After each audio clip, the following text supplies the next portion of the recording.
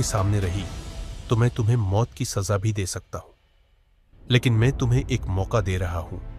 तुम्हें जंगल में जाकर रहना होगा, जहां सिर्फ उन्हीं को भेजा जाता है जो मेरे आदेश नहीं मानते। राजा ने बेटी को जंगल भेज दिया। वहां उसे रहने के लिए सिर्फ एक गुफा मिली। वह फल और सब्जियां खाकर, झरने का पानी पीकर और सूर्य की धूप में रहकर जीने लगी। खुली हवा और प्राकृतिक जीवन ने उसे स्वस्थ और खूबसूरत बना दिया। उसने वहां खेती शुरू की और अपनी गुफा को घर जैसा बना लिया। कुछ समय बाद वहां एक राहगीर आया। उसने राजकुमारी को देखा और देखता ही रह गया। राहगीर जवान और सुंदर था। उसके चेहरे पर एक अलग ही तेज था।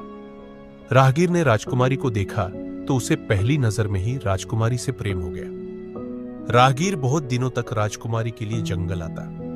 धीरे धीरे राजकुमारी को भी राहगीर से प्रेम हो गया।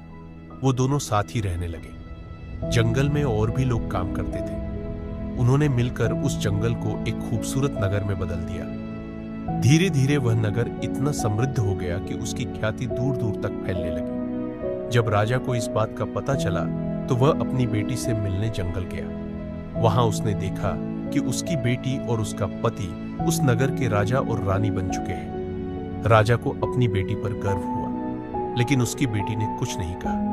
उसने अपने पिता का आदर से स्वागत किया। तभी एक आवाज राजा के कानों में गूंजने लगी रही, हर इंसान खुद ही अपना भाग्य बनाता है। राजा को अपनी गलती का एहसास हुआ। उसने अपनी बेटियों को अपने आदेशों से आजाद कर दिया और कहा, भाग्य हमारे हाथों में नहीं होता। हर इंसान अपने कर्मों और समझ से अपना भाग्य खुद बनाता है।